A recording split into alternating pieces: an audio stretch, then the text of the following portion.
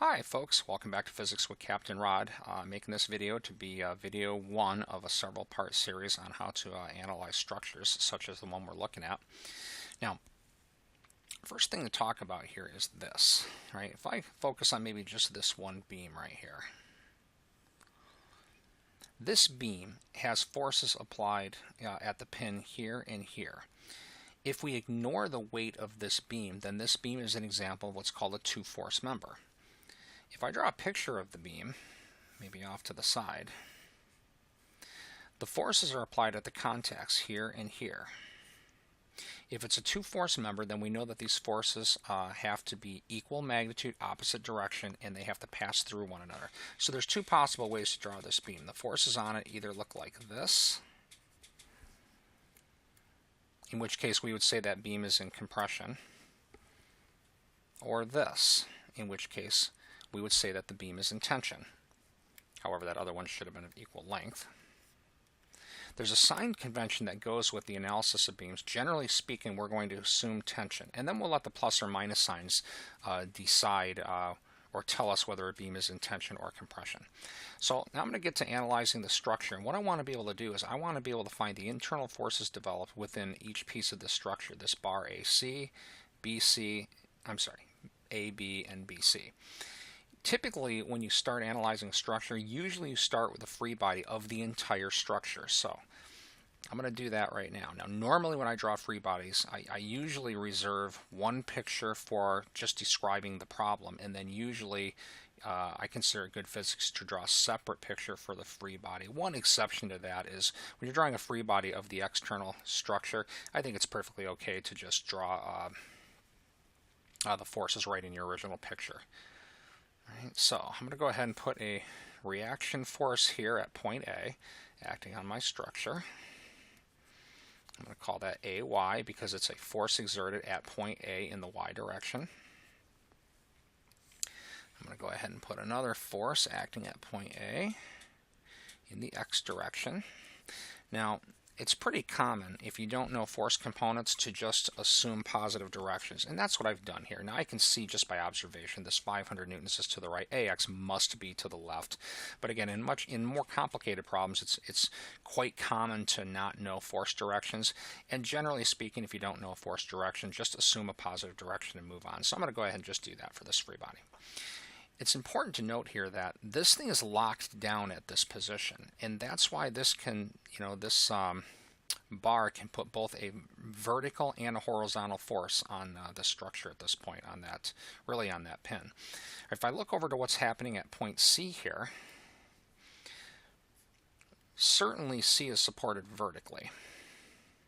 So I'm going to go ahead and put a force reaction at point C and call that CY. But this thing is free to roll, so there's no way that this point right here could somehow put a horizontal force applied to the structure. So really we only need a CY. So that's it for reactions. Oh, and to back up, because this is a pin here, this can't put a moment reaction here. Same thing here. So there's going to be no moment reactions at these contact points. Two force reactions at point A, one force reaction at point C. What I'm going to do now is take a moment and find these reactions. CY is relatively easy to find. I can find CY by summing moments about point A. That sum has to be 0, counterclockwise positive. Now, I'm going to put a little green dot here, so I'm going to sum moments about that point.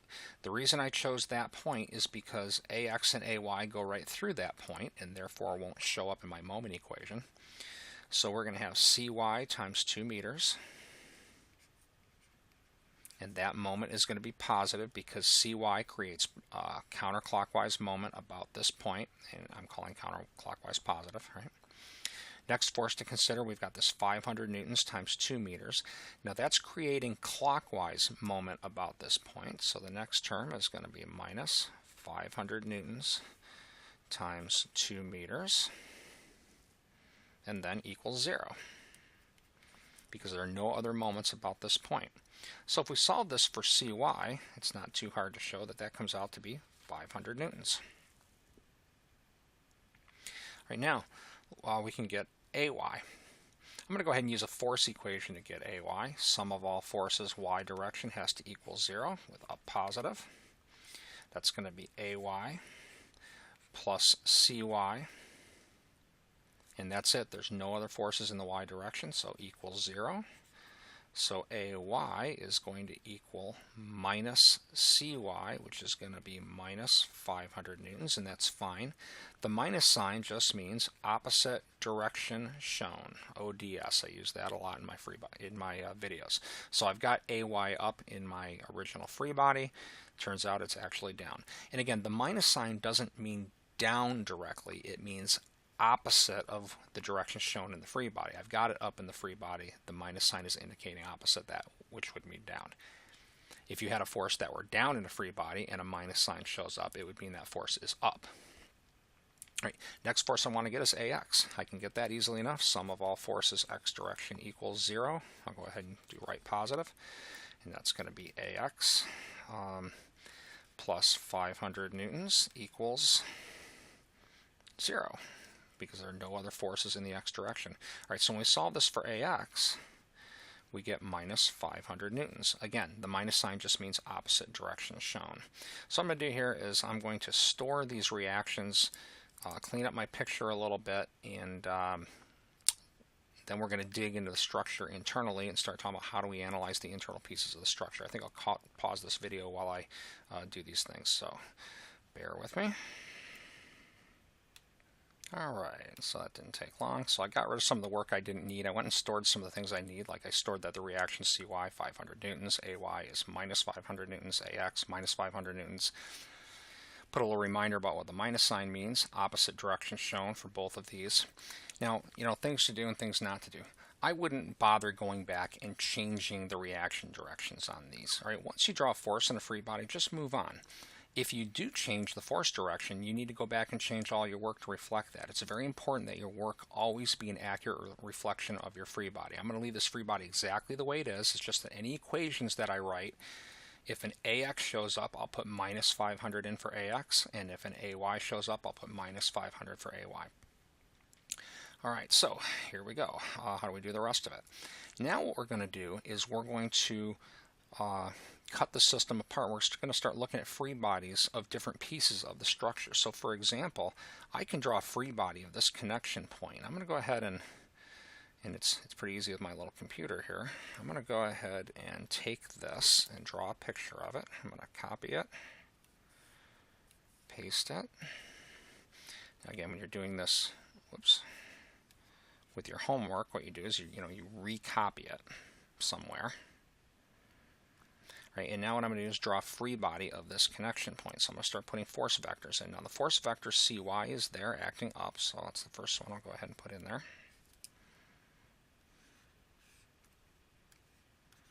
All right, so CY, and we have a value for CY. Now, in addition, now we have the force exerted by this beam. I'm going to assume that the beam BC is in tension because generally speaking tension is considered positive. So if I do that, that force applied to the pin is going to be in this direction. I'm going to go ahead and call that tension CB.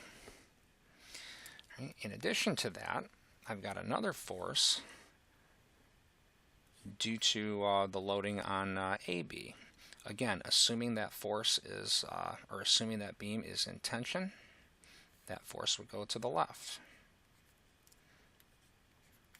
Right? Tension AC. I think I said AB before, I meant AC. AC. So again, these force directions are both in the direction shown because I'm assuming tension for both parts, and then here's a 45-degree angle. So now what I can do is I can write a force equation for this free body. And I'm taking note that this does not have a y component, and CY is known. So if I do the y direction first, I'm going to nail down tension CB. So from that free body, let's see, sum of all forces y direction equals 0. And I'll go ahead and just do standard up positive. So that's going to be tension CB times the sine of 45 degrees. That's the y component of this force. Plus tension CY equals 0. Now, CY is 500 newtons. So tension CB is going to equal, by the time I subtract this, right, minus CY over sine 45 degrees. And remember that CY is 500 newtons, so I'm going to put a positive value right there. And what we're going to get is minus 707. 707 newtons for tension CB. So what that means is that tension CB, this part of the structure is actually in compression by this amount. Right? Means opposite direction shown. I assumed tension. Minus sign means opposite that, which would be compression. I'm going to go ahead now and write a force equation for this free body, x direction. Sum of all forces x direction equals 0. Go ahead and just do right positive. Oh, you know what? Everything's to the left, so I guess I'll do left positive. Left positive. So that's going to be tension AC minus tension CB cosine 45.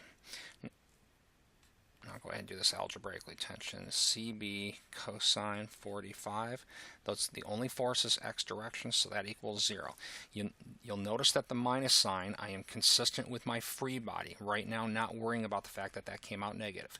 Make sure your equations are always consistent with your free body. Always, always, always. What I'll do is I'll take the minus sign into account dead last. So tension AC is going to equal, now take note we would have to add this to the right. So it's going to equal tension CB cosine 45. And tension CB we have found to be minus 707 newtons, and then times the cosine of 45 degrees. Sorry about my shorthand, but I'm running out of room. Give me just a moment here. Calculator's doing some goofy stuff to me.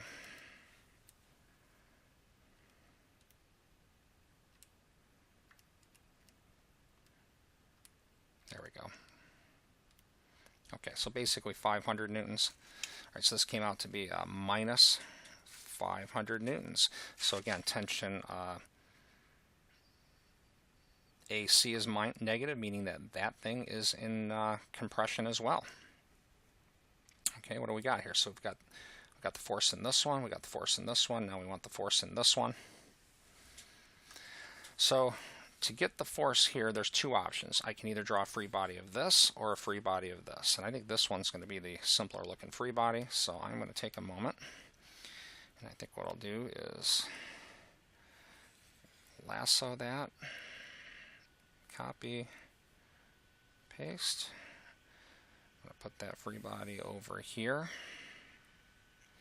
Now I kind of cut those force vectors off. This one, remember, is tension is AX. This one is AY. To the right is tension AC. Now, it is very important that you work these very consistently. So I realize that tension AC came out negative, but I have it assumed in tension here. And you need to be consistent in all your free bodies. I'm going to go ahead and assume tension here. That's why that's to the right. And I'm going to assume tension here. So I'm going to draw that force vector up. Tension AC. I'm sorry again. AB. AB. Again, I'm just assuming tension in everywhere I go. And we already have this one anyway, so we just need to do the vertical direction. Sum of all forces y direction equals 0 with up positive. So that's going to be tension AB plus BY. That's that reaction there. Now, neither of these have a y component, so equals 0. So tension AB is going to equal, let's see, minus BY. And I'm looking for BY. We must have found it. I thought I had all of those reactions. I'm sorry. And I got to back up a little bit. That wasn't BY. That's AY in the free body right here. AY. Just making sure everyone's paying attention. Back up. So again, this equation is force equation, y direction. That's AY then equals 0. So tension AB is going to equal minus AY, right, because of the subtraction, and AY is minus 500 newtons. So that's going to be basically minus a minus 500 newtons, so that's going to be positive 500 newtons, meaning that this part of the structure is in tension. The minus signs on the other two are indicating they're in compression. So this method, if you read a standard physics text, is called the method of joints. I think it's a little silly to call it a method. We're just drawing a free body of the joints. You know, actually calling that a method I think is a little, I don't know, a little bizarre. But anyway, you can draw a free body of anything you want. So in this example, we drew a free body of the structure, which allowed us to get the reaction forces, AX, AY, CY. Then we drew a free body of this joint, which is right here, which allowed us to calculate these two tensions. Start by assuming they're in tension. I'm using that term tension, I guess, in two different contexts. Really, I guess I should probably say like internal force or something, but then these forces are either in tension or compression. And generally speaking, you assume tension if you don't know. You know, tension is considered positive for tension compression questions. So another important part of this when you draw your free bodies, be consistent. So because this force right here is assumed in tension, it's left in this free body. That makes it right in this free body. That's why this force is to the right. Don't start changing things when minus sign shows up. Just be consistent. Assume tension everywhere. Draw the free bodies accordingly. Let the numerical values sort it out in the end. What's in tension, what's in compression. I hope this video helps demonstrate how to analyze a very simple structure. I think I'll start another one with maybe, a little more going on. Have a great day.